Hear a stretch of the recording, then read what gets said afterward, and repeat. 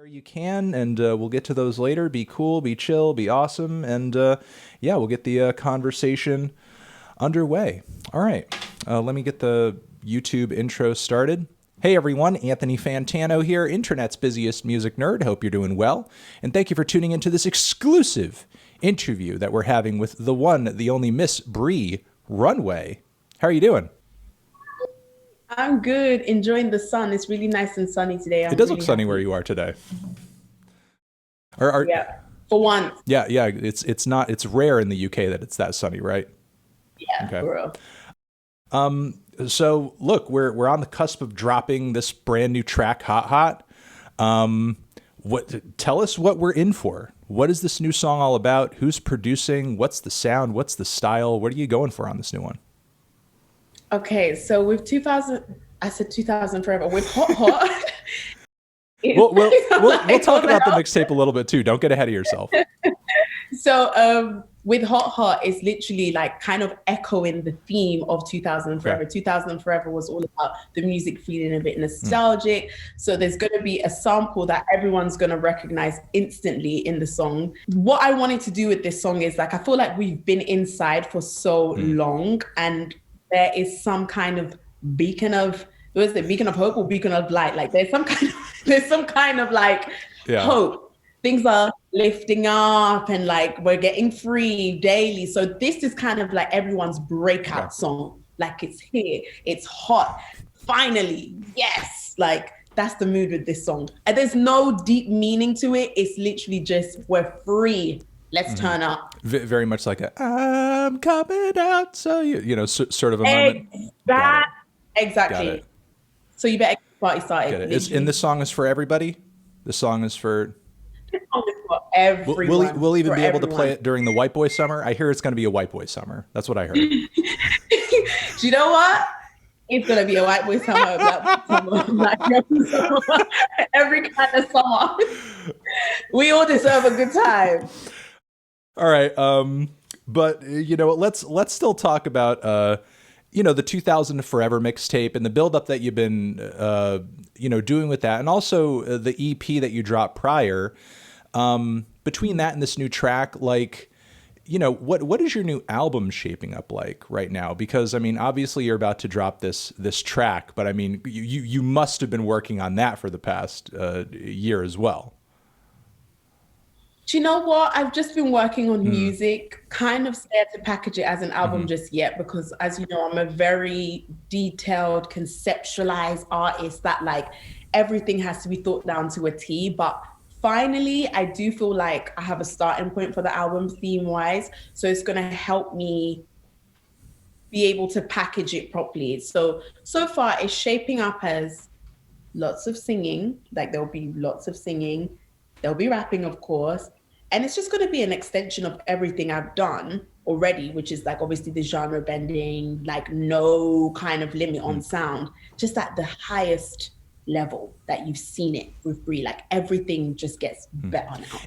I mean, honestly, I think that's a smart approach to take because it seems like up until this point, you're really taking your time getting to that moment. You're not in a rush to get to that moment. When you get to that moment, you want it to be perfect and you want it to be as good as it can be. And it also seems like you're very well aware that when that moment happens, you want it to have the maximum exposure to the audience that you want it to. And, you know, and you're working on getting to that point with the singles, with the music videos, with all the promotional, everything you do around every single track that you drop. Are you planning a big music video rollout for Hot Hot too? Comes out Oh, okay. tomorrow. Oh, so it all comes out, the song and the video at the same time. Well, I'm not one of those artists that likes to drop just audios. If I can, I just like to give you the Got whole it. experience, the whole thing Got it. at once. Any sort of because this is definitely going to come up in the music video too, because not in the music video but the interview too. I had some questions about specifically that, because you do seem to come at every single music video with a completely different, you know, conceptualized vision of what you want it to be in terms of like vibe, era, fashion, aesthetics. Can you give us a taste or an idea as to like what you're going for in the new music video too, and you know, not just on the musical side? Well, there's definitely fashion Well, aesthetics. I've got a good golden Chanel glove in it. It's like also it's the video is literally sizzling, like literally sizzling. Like the song is hot and the video is sizzling. And I just feel like there's some good choreo in there. Like everybody loves when I dance. So I've really made it a point to give the video dance moments, and it's sizzling. That's all I'm gonna say. All right. There's just so much that I wanted to ask you about that in terms of just the sets that you go for, the choreography you go for. I mean, it all very much feels like it's in line with that era of diva pop from the 2000s. But what the thing about that era was that there were a lot of aesthetics and vibes to it that felt almost like futuristic, especially in a lot of like Britney Spears videos. But but that was still like kind of the present at the time. What a lot of artists like you are doing, in my opinion, is like you're actually bringing us that future that time had promised. And not just you. There's a lot of artists who. And obviously you're doing it in your own way, but, others that come to mind are like Arena, who you've collaborated with, or like a Charlie XCX that you've collaborated with. I mean, do you consider yourself artistically to be a futurist, or when, you're creating what you create, do you sort of see yourself referencing back more than you're thinking forward in a way? I think I'm definitely a futurist. I'm a futuristic girl in every single way. And I feel like I tend not to study artists and like directly rip from them or whatever, because I kind of find inspiration from everywhere. Like I find inspiration from how buildings are constructed to, I don't know, like a neighbor taking out their bins and they were wearing green and all of a sudden I want green hair. Like I kind of find it everywhere. So yeah, definitely futuristic. But obviously where I've sat with MTV so much growing up, like naturally all of that greatness and all of that epic, iconic, can I swear? Yeah, go for it. Epic, iconic shit is just, it just lives in me. It just lives in me. So I'm all the stuff I soaked up when I was a child, it all lives in me. So all that Britney, everything, it just lives. As far as that MTV diet, like, I mean, growing up, I was fortunate enough to sort of just consume it nonstop through like the 90s, but also the 2000s too.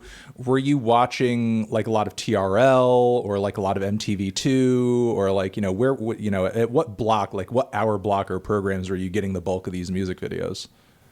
Because obviously I'm from London, I was watching MTV Base and Kiss, but mostly MTV Base, because I feel like MTV Base did like the good rounds of like Sean Paul, Missy, Britney, Pharrell, Khalees, like it did the healthy mix of everything. So it was just lit. Like it was a party every single day. I'd just be on the channel, I'd just be like,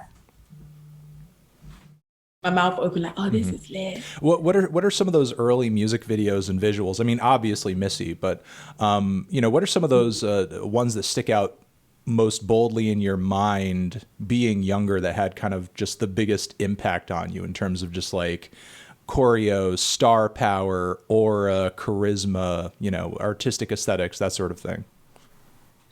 I would say Britney Spears, Slave for You, Lil Kim, No Matter What People Say, anything from Queen. Like I used to love Queen music videos. That was when I used to be on like the rock channels and stuff at night.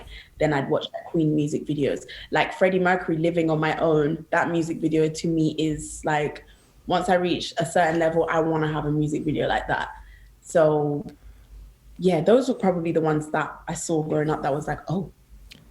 That was actually another thing that I wanted to ask you because, for anybody who's familiar with your reputation, you are a queen of doing it on a budget, and being able to get good creative visuals out of sort of a shoestring situation. But if you had the ability to, money is no issue for whatever music video you wanted to do, like how big are we going essentially? Like what how are we shooting for the stars? What kind of ideas are popping into our head? I automatically, you're saying that, I'm like, how can I film on the moon? I want to film on the moon. I want to hit up NASA and film from the moon and like pan down and then land on Earth, and then maybe start the choreo on the moon, and then come down, and like while I'm flying down, I'm like just dancing, dancing, and land on Earth, and it's just like, yeah, I'm on Earth now, like crazy, crazy, crazy. I'd go nuts. Like the bigger my budget gets, I'm going nuts. Are you at all encouraged at you know, to sort of seeing a lot of mainstream music videos? Because I know through the, you know, through the indie era, through the first part of the 2010s, I saw a lot of music videos, even from pop stars, that were like, you know, quite conceptual and narrative, whether you're talking about Kendrick or Katy Perry or a lot of smaller, more underground artists. But, you know, are you at all personally hyped, knowing your taste, sort of seeing, you know, the tried and true formula of like the music video set coming back, be it in like a Megan Thee Stallion video or like a Cardi Up video, where, you know, you have the colorful background, you have the team of dancers, where, you know, for a time that sort of seemed to be kind of the standard. And now it's sort of, it seems like we're kind of getting that through them and also through artists like you, but that kind of reinvented. It seems like that's coming back into fashion again. 100%. 100%. I definitely feel like that. And funny enough, when you said that, Megan and Cardi are like the first people that I thought of straight away. I was like, oh, they're kind of doing that like colorful, like that music video thing where it's like you switch on, it's like, this is a music video. Yeah. Do you know what I mean? So yeah, I think it's definitely been repackaged, reblended, and it's just 2021. In a way, I feel like this formula makes almost too much sense to bring back once again in the TikTok era, because in the TikTok era, you know, not only is everyone desperate for a new song to sort of incorporate into a video, but everyone's looking for a new dance. And if you don't have to come up with it for yourself, and you could already see it in a music video to copy or bring into some other context, then, you know, it just I guess makes more sense. I mean, as far as you know, your promotional rollout with your own stuff, is that a side of the internet that you preoccupy yourself with at all? Yeah, the TikTok side, given just how popular and relevant it is. And yeah.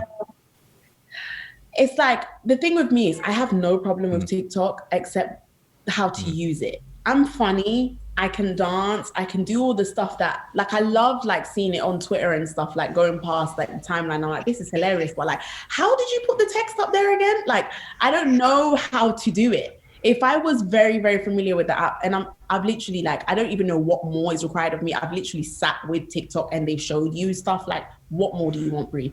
It's just like, it's hard. Like, it's hard. No, but I do want to get better at it, because it's just a great way for people to get to know you, see like a different side of you, and to promote your music. It's a really fun app. I mean, I've been getting more into it myself lately, and I sort of put off wanting to get into it for a long time, mostly because I just got a lot of responses left and right from people just saying, oh, it's just for kids. Oh, it's just dumb. It's cringe. It's so stupid. But then when I finally got on there and I had a friend of mine kind of teaching me how to do stuff exactly like what you said, how do you make the text go away?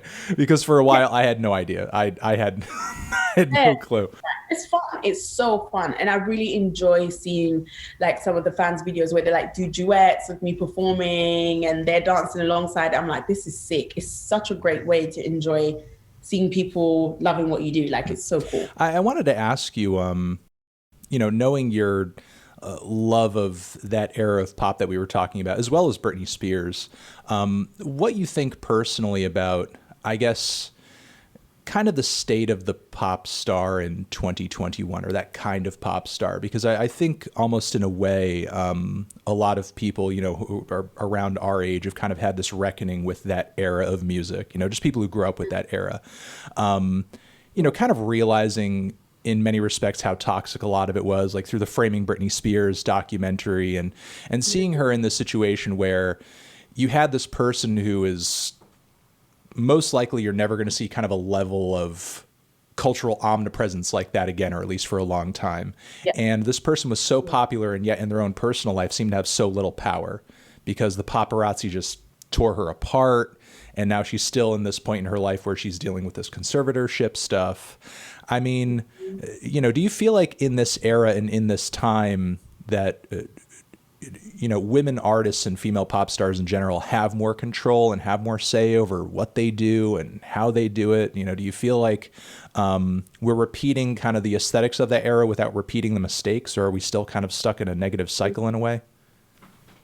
I think that is a good way to say, like, the repeating of the aesthetics of that era without the mistakes or those kind of restrictions. I feel like these days artists in general, like, yeah, women definitely have more control and more power. Like, you artists now, like, you could be living in your mom's house in your basement and become like the most famous artist of a song of TikTok. Like, everything is off your phone now, and you can control your image. And I feel like women are just much more, they always have been bold, but it's just like they're really at the forefront. Like, they're really at the forefront. Like, everybody wants to hear us, everybody wants to feel us, everyone wants to know what we have to say. And it's like, it feels like a woman's world a little bit in music right now, which is a good feeling.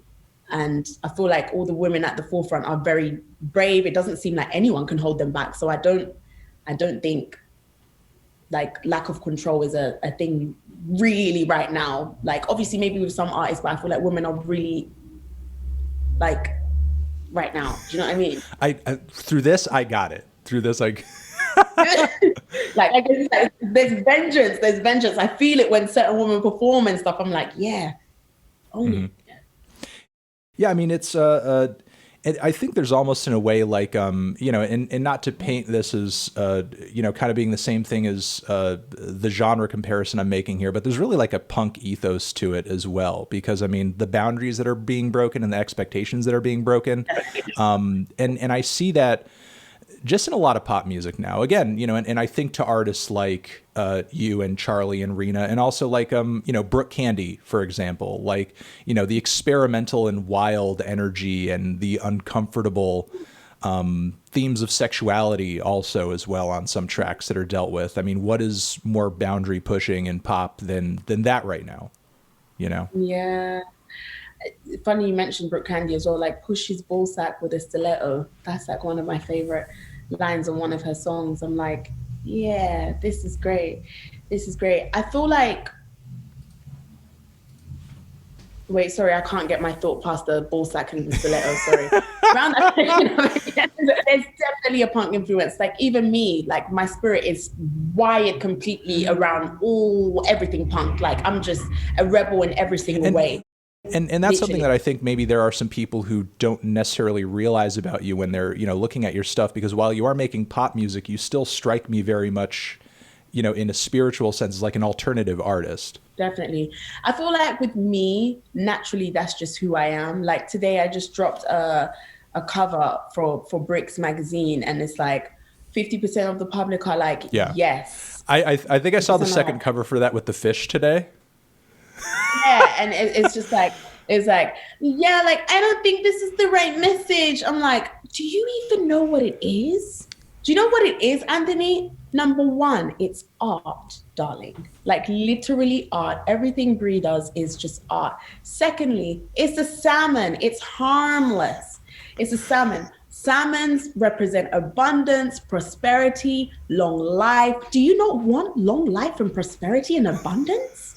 Can I not serve that to you through a fish and art? Is that such a problem?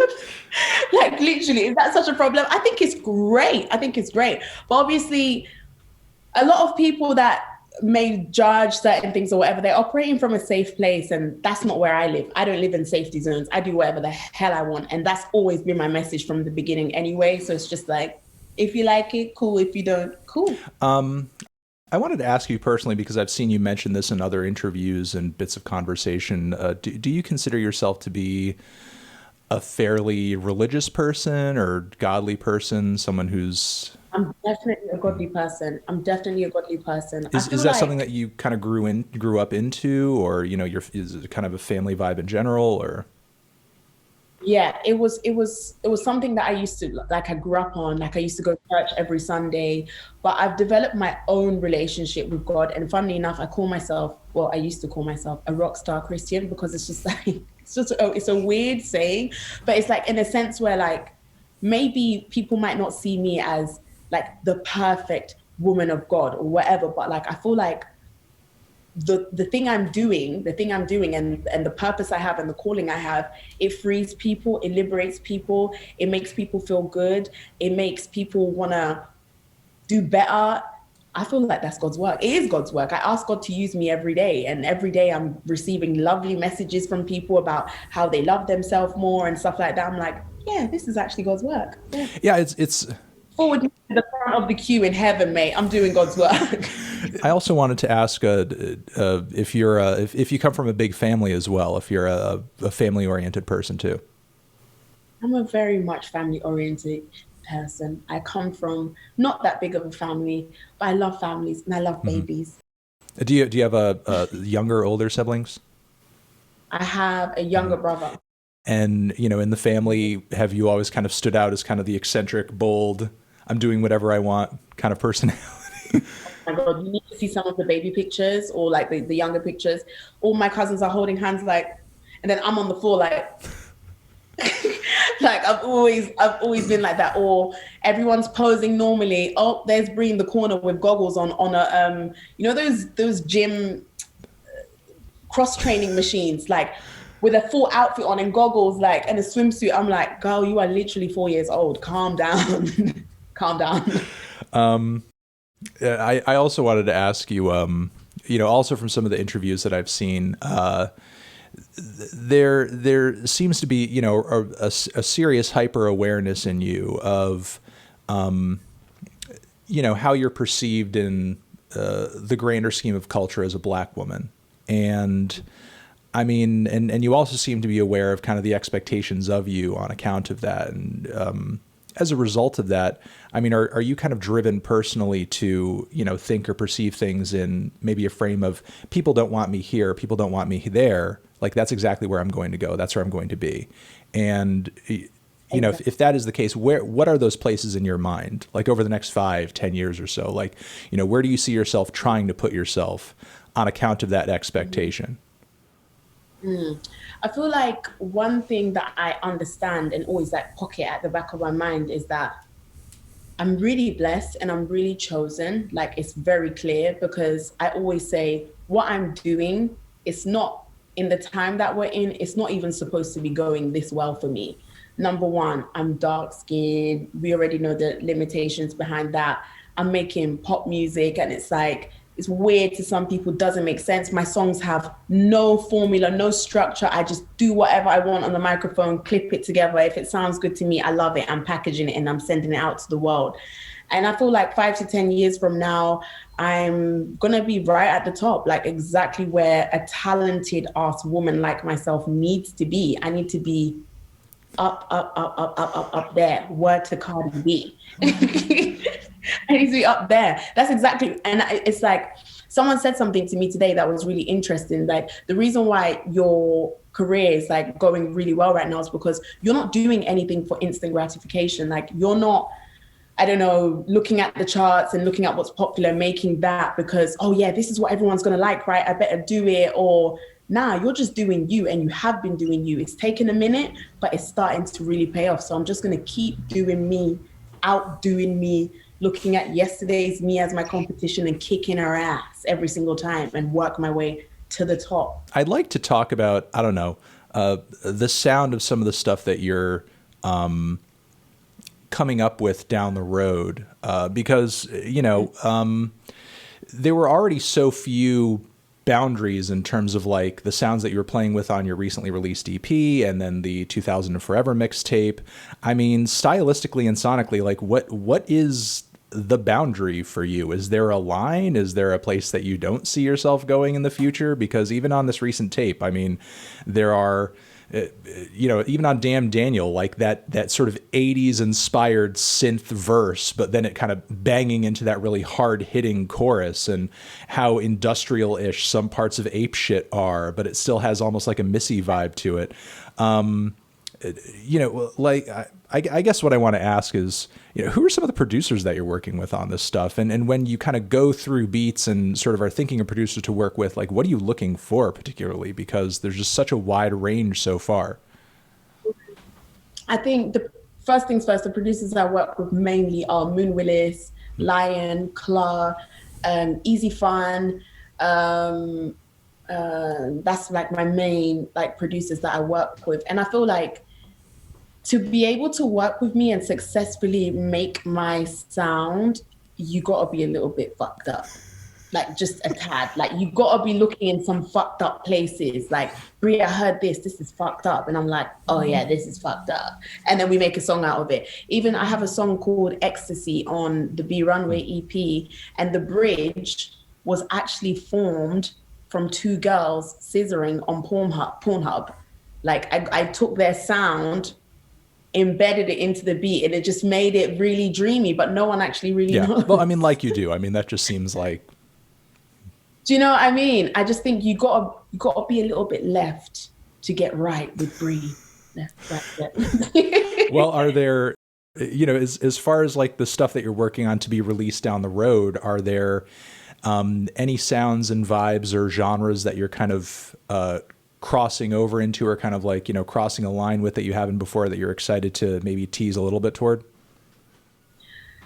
I think one thing I'm really excited for is putting my own spin on Latin and African music.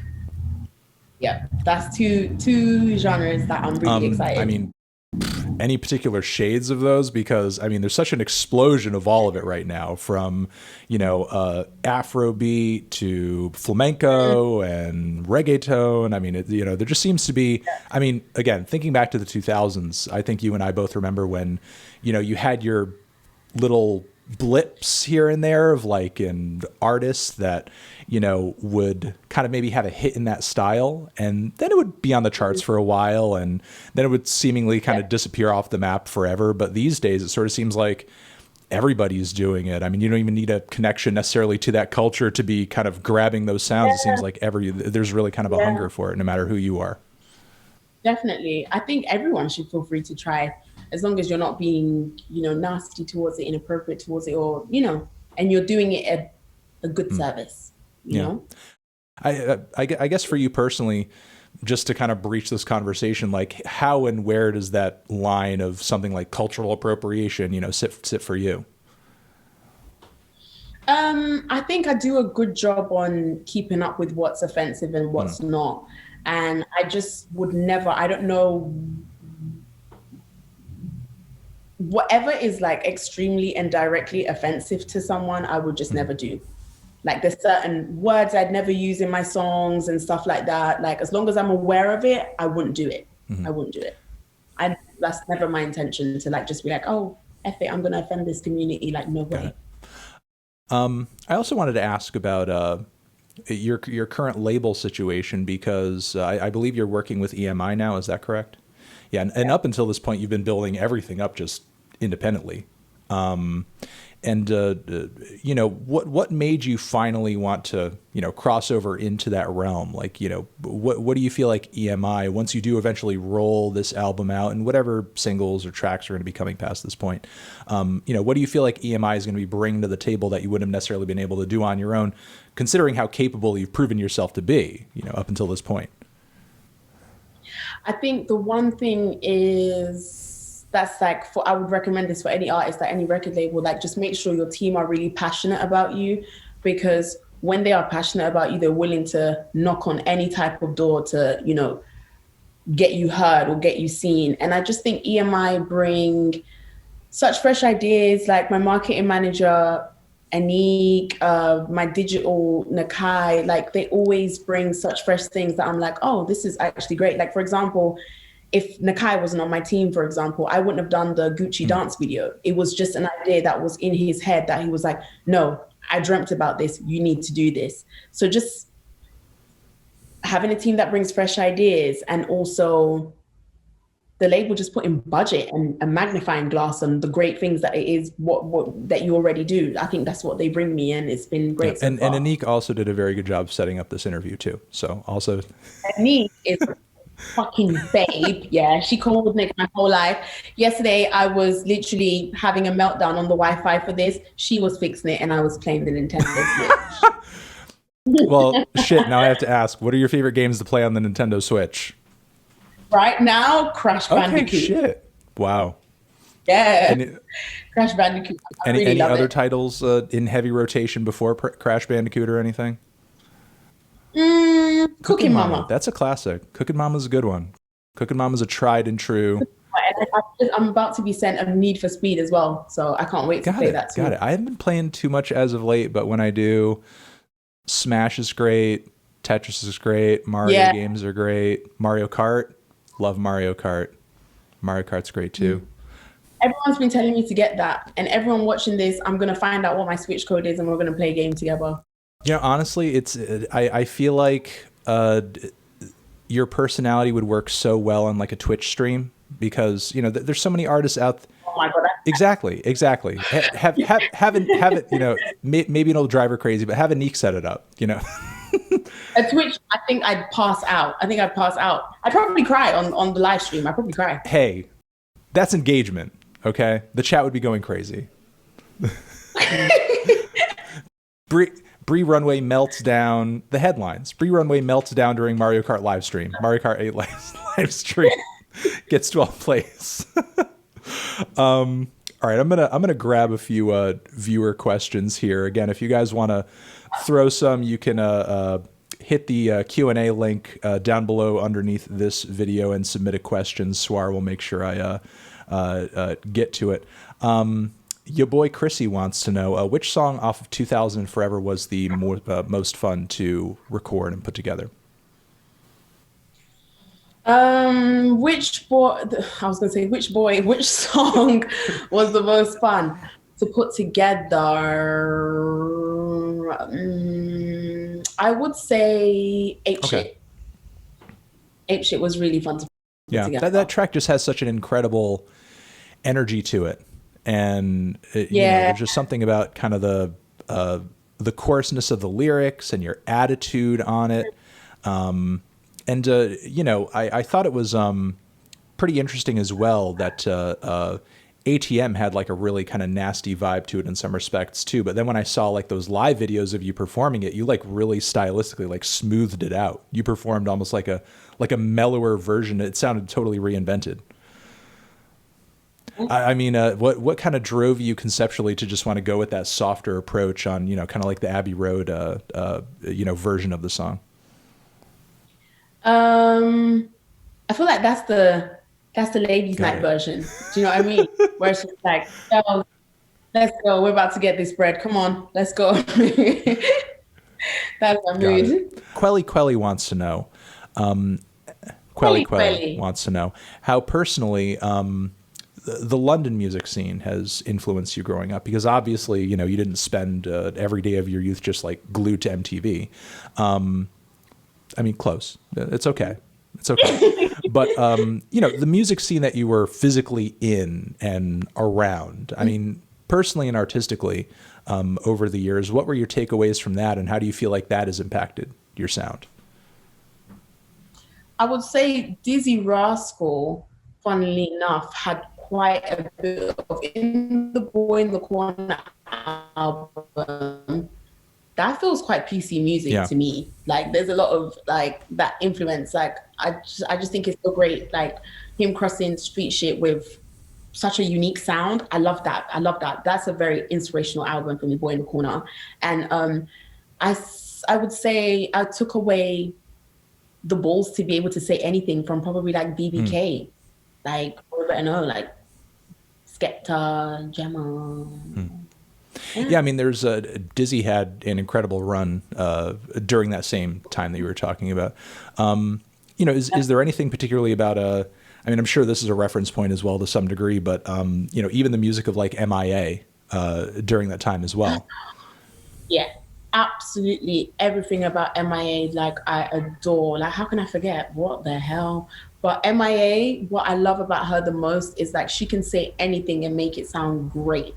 Like she makes like drum sounds out of her mouth and stuff like that. And it's just like, girl, this is yes. Like this is just yes. I love everything about MIA. She's great. Like she's another woman that I feel like has really given me the confidence to be able to try anything. And all you need to do is just sound confident doing it. A few people are bringing up the fact that Doja Cat gave you a shout out on Twitter. You've shouted her out. Is that someone at some point that you'd like to connect with?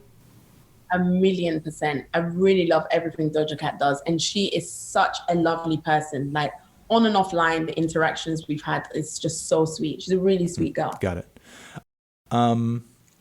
I often get a lot of questions like this, during these. But Jamia Love or Jamia Love wants to know if the past year, the pandemic year, for you personally, has that given you creatively any kind of like blockage or stoppage in terms of like what you wanted to do or write, or in terms of like being literally able to complete something, or just putting yourself in a place of lack of inspiration? I feel like the pandemic really, really fucked up my creativity a lot. Like, in a sense where I feel like this second lockdown that we've been in, I haven't really been able to write music at all, because at first, the first time we were locked in, because of my natural resilience and like ability to just always push forward, I was like, oh yeah, no, this is gonna be great. Yeah, I'm still gonna, do what I gotta do. And I had a very successful year doing that. But I think this one, I just felt it more as a human being. Like, it's like I kind of dropped my artist shield for a second and was just like, I am not okay right now. This is not okay. I don't know what to say musically. Like, I started sessions in January. Did I finish a lot of songs? Absolutely not. It was so hard for me. Like, I was getting great beats. Like, the boys weren't the problem. It was just me. It's like when they passed it over to me, I kind of didn't know what to say. I was like, yeah, so I'm gonna hit you back in an hour. I'm gonna try to write this verse, knowing damn well I wasn't gonna write it because I didn't know what to say. I didn't know what to say. But I pulled my socks back up and I feel much more motivated, and just like, honestly, I would say the fans honestly keep me going, and it's like, how can I stop? We love each other so much. And if you ever need to zone out, you can just pop on Crash Bandicoot and just... Exactly. That's just what I do now. Just forget the world. Yeah, I do. There are a few people asking about the origin of your name, and if you could get into that, I also wanted to ask off of that, if you could get a little bit into the ways in which obviously the fashion world impacts your art, as well, in terms of the looks you deliver in music videos, the sounds that you go for. So Bree Runway was actually a passed down name. My cousin is called Runway Pedro, and at the time he was like the epitome of fashion. He still is. Like, he'd have all the exclusive drops, and I just wanted to be him bad. Okay, like I wanted to be bad. And one time we was at a family party, and he said, come to the room, like we're gonna sit down and I'm gonna give you something. I was like, yes, he's gonna give me his Louis Vuitton shades for once, yes.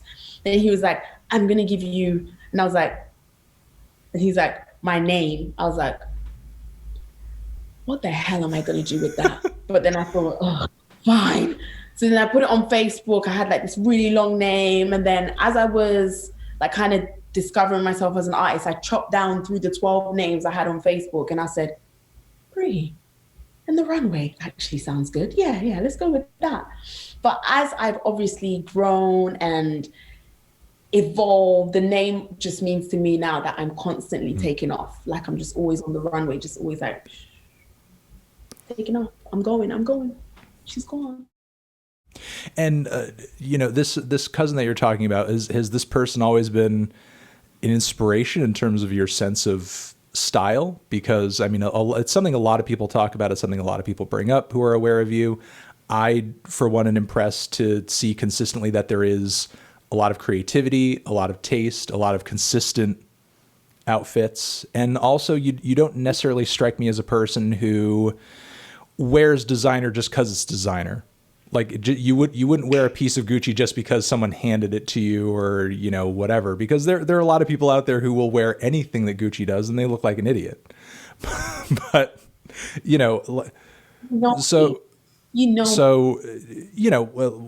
was that also? I guess if you could describe it almost in the way that you were talking about MTV. What is that point in your life formatively where you started kind of like falling down that fashion rabbit hole, and you're like, oh, this is good, this is bad, I like this, I don't like this, these are designers that I gravitate toward, these are ones that I don't like. What is that point at which you kind of fell into that Alice style rabbit hole, just in terms of fashion? Yeah, I think I was like 13. And I just got to a place where I was like, I'm literally wearing these because I'm being given them. They're not really my style. How do I want to live? Because in my head, I wanted to be in like Sex and the City and like Eve. You know how Eve used to dress in Eve, and like how Carrie Bradshaw would dress. I was like, yeah, that's more me. I was like, this isn't it. I got to start. So what I'd start doing is like, if my mom gives me something, I just cut it. I'd start twisting it and just like, I'd just be like, oh yeah, this is cute. And just feeling like, I don't know, even when I was like 14, for example, I wanted a Birkin bag so bad, like before it even became popular in music.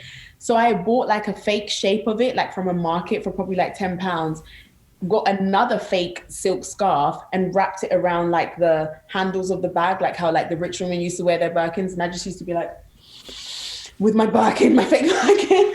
I've always like inside been like a posh fashion girl, but just never really had the backings or funds. But I always look good. Like I always look good. I could look good off a £10 outfit because I cut it in a certain way, style it in a certain way, and I'd always be confident when I'm wearing it. But then I started educating myself more on fashion by visiting like the big stores. Like after school, I'd go to like Prada, just like look outside the window and like look at certain shapes at Gucci or Issey Miyake or Isabel Marant and stuff like that. And then I'd be like, oh, mom, I saw this really cool thing. Can we remake it? And she's like, cool.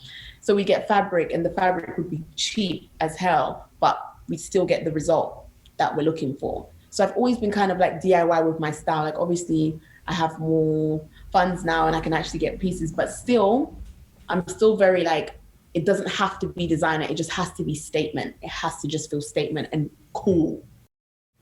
Last thing I wanted to ask you, referencing the confidence a little while ago, obviously that's something that people aren't just born with, but at this point I would say in terms of everything you do is kind of a keystone, to your songwriting, to your style, to your music videos. I mean, personally, can you think about or talk about a time at which maybe you kind of lacked the confidence level that you would have ideally been at, or that you would have been at ideally, but then what you did to kind of get to that point where, maybe hopefully now you're in a more comfortable place or, more that spot where you want to be? I can remember, I think when I first started making music, I would make music but hide it, the fact that I was making music, because I just didn't think I was good enough at all. And my sound has always been unique, and that's what used to scare me a lot. This is what I love the most about myself now and want to tell the whole world about it now. But I just used to think, nah, this is not what people want to hear because it doesn't sound like what's out there. So I'd make it and I'd hide it. I'd list it and unlist it. And like, I'd constantly go back and forth with myself. I see people in my email inbox like that all the time because I'll be getting demos every week. And I don't tell people this, but I'll just say this because you said it. I'll get lots of emails where people will send me the demo and, thinking unconfidently in their own mind, why am I doing this? What's the point? I'll actually click on it and then it'll take me to the SoundCloud and it'll be like, oh, this is private, or, oh, this is taken down. Yeah. It's like, you literally sent it to me and you obviously put everything that you could into it just for it to disappear. Yeah. Like we're really in our own ways. Like we're in our own way, like 99% of the time, like it's all in your head. Because I feel like when you put something out and you believe in it and you stand firm in it, people will believe it. Obviously not everybody's going to like whatever you put out. That's with everything. But all it is just confidence. One day you just need to wake up and decide, nah, this is good. This is great, actually. I'm going to stand behind this. Yeah. Like literally, you just have to be like, yeah, this is great. And well, so, was that just kind of like a switch on that you put into your head? Was there kind of an aha moment in your life where maybe you missed out on an opportunity or didn't quite get to where you wanted to be because you stood in your own way and you had to kind of just come to terms with that? I think an aha moment for me would probably be college. When I was going to college and I wore Dr. Martens the first day to a class. Yeah, I wore Dr. Martens first day to a class and like boys were like, is she a builder? Like, does she work on a construction site? Yeah, because no one was wearing Dr. Martens there. And then lo and behold, in comes the skittle of Dr. Martens of different colors. Yeah, everyone's wearing Dr. Martens. And I was like, this is why you need to just be on your own shit, because people will talk about it because they don't understand it. But when they see you rock it and give different flavors to it, it's just like, oh shit, this is actually good. I actually want a piece. So stick by you, do you, and just make it hot. Yeah, I guess there's not Nothing worse than sort of doing something that's ahead of the curve and then giving up on it because other people were sort of, but Exactly. then later it So catches on. You're like, why did I stop? Exactly. That's why you always got to do things for you. Don't do things for people's approval. Do it for you. All right. Look, this has been a great conversation. I appreciate you taking the time. We're looking forward to Hot Hot. We're looking forward to the new record when that ends up dropping. And we're looking forward to the music videos, and we're looking forward to just everything. Again, appreciate you coming through. Forward to everything. Thanks for having me. It's finally nice to speak to you. And please put Hot Hot on the best list, or I'm literally going to block you on it. I will. Everyone here watched you threaten me. That's a threat. That's a threat. Okay, it's documented now. It's documented. All right. Well, again, appreciate the time and thank you very much. And have a good rest of your sunny day. Thank you.